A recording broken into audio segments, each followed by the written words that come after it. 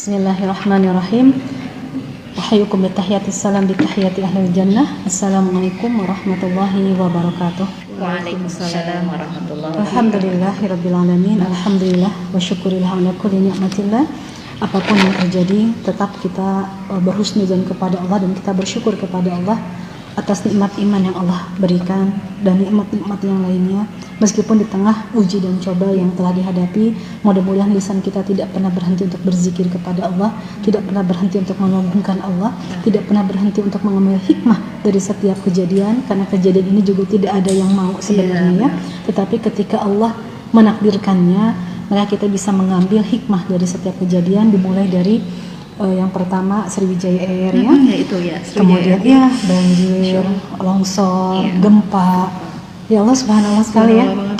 Ada apa gitu ya dengan ini. Mudah-mudahan kita sebagai orang beriman ini menjadi satu peringatan dari Allah Subhanahu wa taala, dan juga di sini kita bisa mengambil hikmah bahwasanya di sini ada pintu kebaikan yang sedang Allah buka.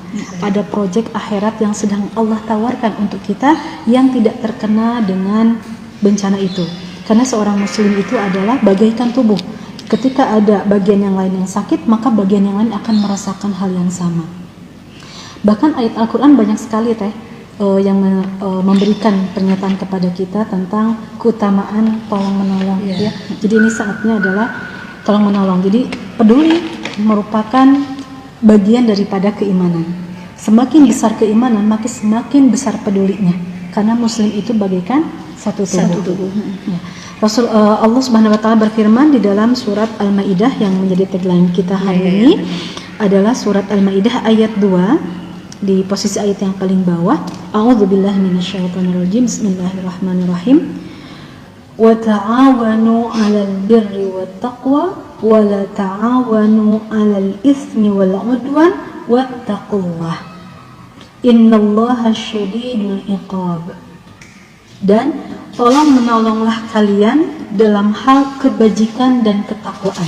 Jadi tolong menolong itu menjadi sunnatullah yang harus kita laksanakan atas dasarnya satu kebajikan, dua ketakwaan. Wala ta'awanu 'alal itsmi wal 'udwan, dan jangan tolong menolong itu dalam berbuat dosa dan permusuhan. Jadi kalau hal itu menjadi bagian dari permusuhan, enggak deh. Kenapa? Al-Quran sudah melarangnya kok. Kalau hal itu tentang dosa, enggak deh. Jangan. Kenapa? Al-Quran sudah melarangnya.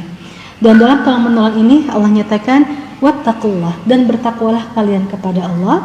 Innallah, sesungguhnya Allah syadidul iqab, Allah sangat keras siksanya, sangat berat siksanya. Kita bisa syadid. Jadi kita bisa mengambil dari ayat ini betapa sempurnanya Islam, sampai masalah tolong menolong pun diatur ya. Jadi tolong menolong boleh, sangat baik, tapi tolong menolong yang dirahmati oleh Allah adalah tolong menolong dalam kebaikan dan ketakwaan, tidak dalam dosa dan tidak dalam permusuhan. Dan dengan kejadian-kejadian yang ada ini menjadi satu wadah yang Allah hantarkan di hadapan kita. Mau nggak nih nolong? Gitu ya. Mana imanmu? Gitu ya. Mau nggak nih dapat rahmat dari Allah? Gitu ya. Benar nggak kamu itu seorang muslim yang merasakan tubuh yang lain sakit, kamu juga sakit loh, gitu ya. Hidup ini untuk apa lagi kalau sudah ada bencana di mana-mana? Ini Allah sedang memberikan kepada kita di depan mata kita sendiri warning ya, warning. Ini kita mau hidup mau ngapain lagi, gitu ya. Jadi untuk hal duniawi simpan.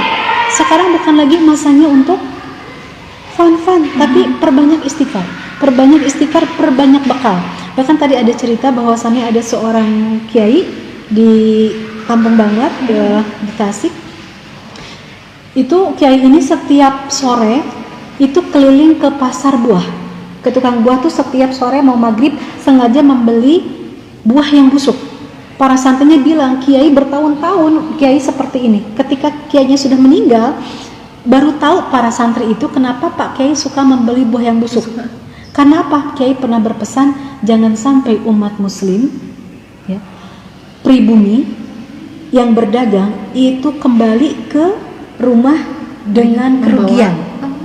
Orang kalau beli itu pasti milik yang bagus, tapi milik yang busuk tidak. Jadi kalau ada apel misalkan ada busuknya sedikit, Pak Kiai yang disortir, Pak Kiai yang iniin, kita yang baiknya buat, santri yang busuknya dibuang. Tapi beliau senantiasa memborong itu tukang gorengan yang sudah larut malam gitu, itu diborong bagikan ke santri sampai hidupnya itu ketika anaknya datang dan membelikan meja makan, Pak Kiai ini marah. Jangan beri Bapak seperti ini. Kenapa? Ini hisabnya berat di sisi Allah. Bapak nggak mau, ini berat. Silakan ambil lagi. Sampai begitu. Istiqomah dengan tidak punya kursi gitu ya. Istiqomah mendapatkan rezeki apapun, jangan sampai kita berpikir untuk rezeki esok hari karena Allah lah yang memberikan rezeki. Ini tauhidnya sudah luar biasa, mengajarkan tauhid kepada anak cucunya luar biasa, kepada santrinya luar biasa. Dan ketika saya mendengar cerita ini kayak ditampar bener. Ya Allah, kita teh kemana aja? Nah, itu kenapa dunia kita teh himmah ya, tujuan dunia kita tuh himmahnya kenapa begitu besar dibandingkan akhirat kita? Kematian itu pasti, dunia akan kita tinggalkan itu pasti. Kenapa untuk hal yang sudah pasti yaitu akhirat, kenapa kita tidak bergegas dengan sungguh-sungguh? Banyak beristighfar. Nah, ini luar biasa sekali ya.